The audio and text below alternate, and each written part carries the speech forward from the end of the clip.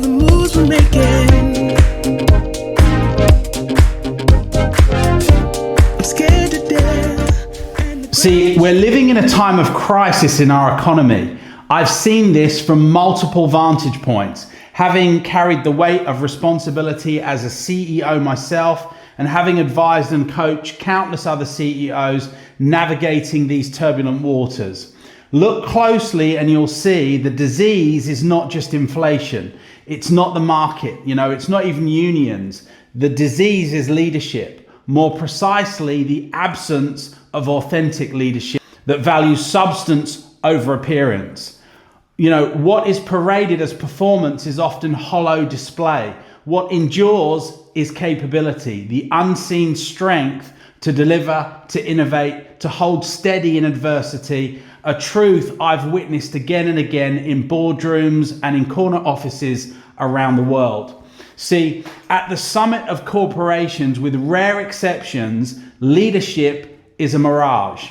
Boards of directors charged with vigilance drift into complacency. They mistake polish for depth, applause for achievement. They cheer the slide deck, the graphs, the reassuring smile, while capability withers. I've seen this repeatedly, not as a bystander, but as someone who has carried the responsibility of leadership myself many, many times. Someone who's been called into these boardrooms as a CEO advisor, as a non-executive director. The theater of management masquerading as performance is all too familiar to me.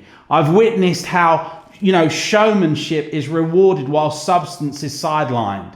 It's comedy dressed as tragedy, and it reveals why organizations falter when appearances are valued over authentic direction.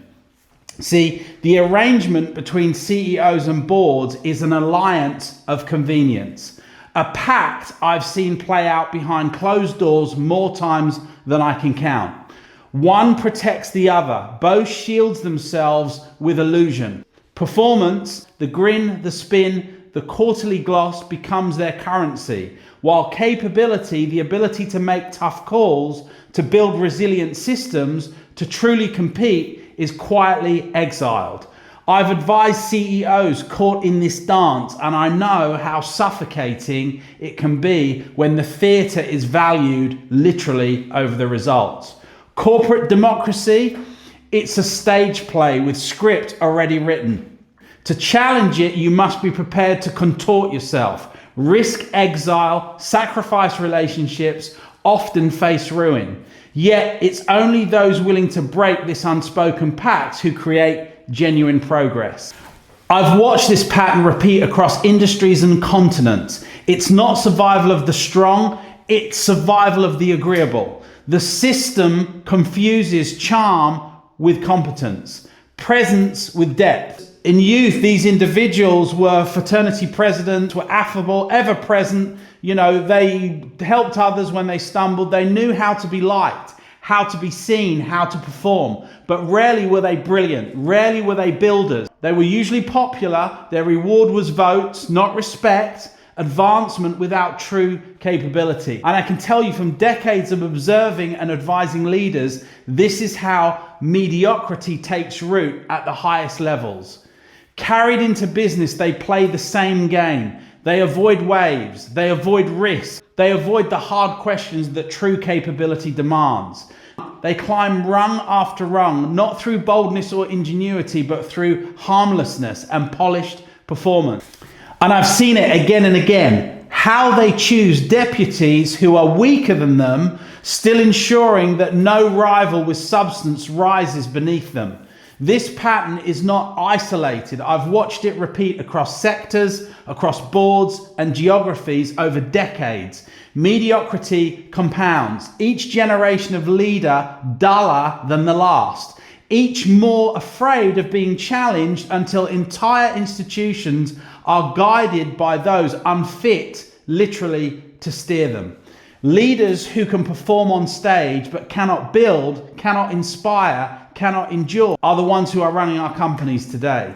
This is the tyranny of performance over capability. I've watched it play out in boardrooms from New York to London to Singapore. Performance is a mask. It's a charm. It's politics. The pleasing show that literally deceives shareholders and seduces audiences again and again. Capability is the core. Ideas that disrupt, innovation that endures, coverage that withstands crises, judgment that navigates uncertainty. What leaders often want is performance, the look, the polish, the presentation, the curb appeal. What they truly need is capability. That's the substance that secures survival and drives progress. When the mask is mistaken for the core, nations and companies rot from within. I've seen enterprises crumble not because they lack talent, but literally because they rewarded performance without demanding capability. That confusion is the silent assassin of institutions. But here lies the distinction that matters. You have a choice: conform, survive, and play the part, or break the pattern entirely.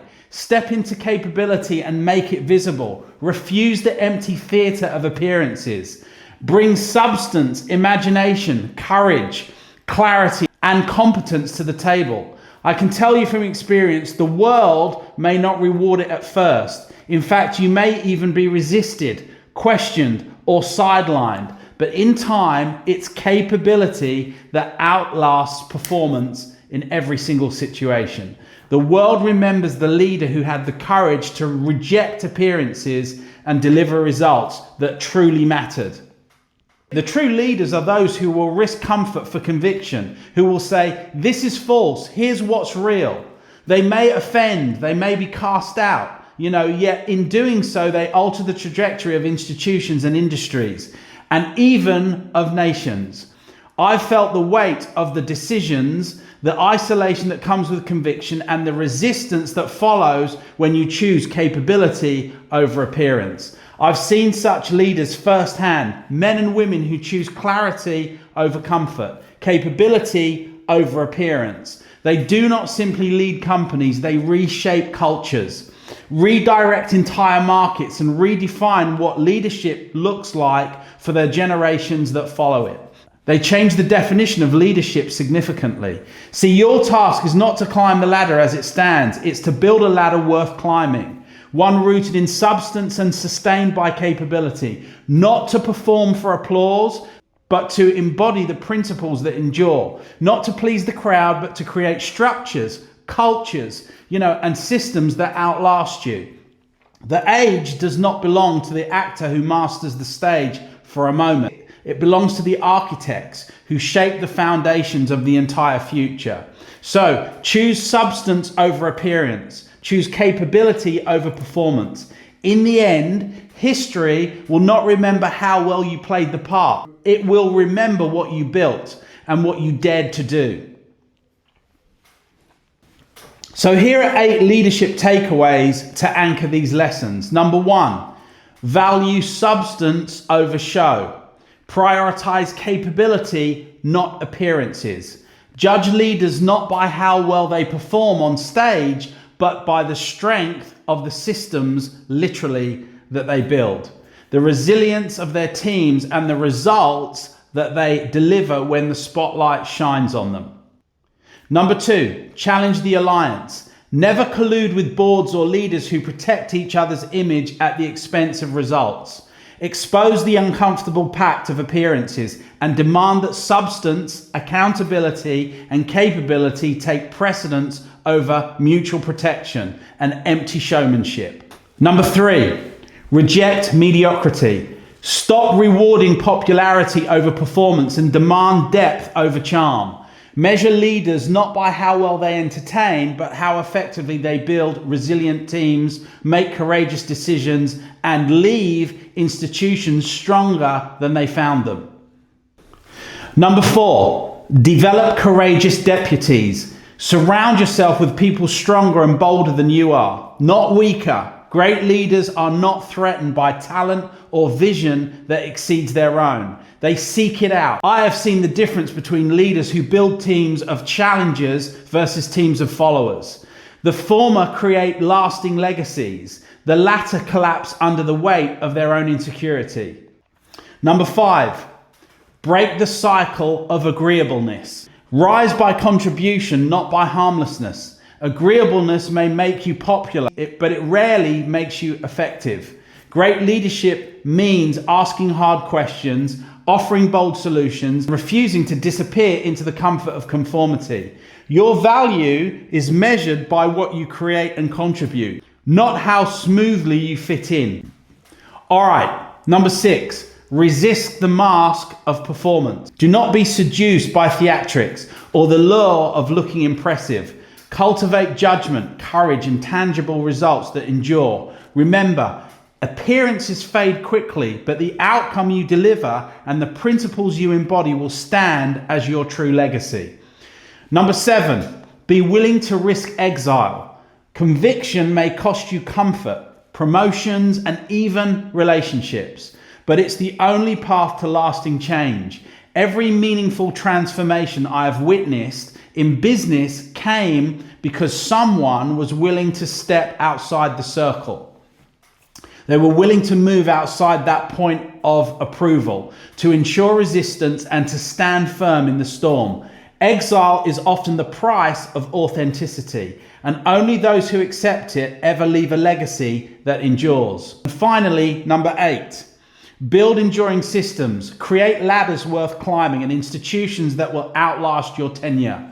The measure of your leadership is not the applause you receive today, but the frameworks, values, and legacies that continue to function long after you've stepped aside. Build structures that empower others, that foster growth, and leave behind institutions stronger because you once led them. And so I leave you with this. In every era, the world remembers those who chose substance over show, capability over pretense. Do not be seduced by applause or distracted by illusion. Anchor yourself in what is real, what endures, what serves. Leadership is not about how brightly you perform in the moment. It's about the structures you create, the structures you leave standing when you're gone. By the leader who dares, who builds, who endures, and history will write their name not as an actor, but as an architect of lasting change for leadership. This is Ben Benson, Performance Capability. I'll see you in the next message.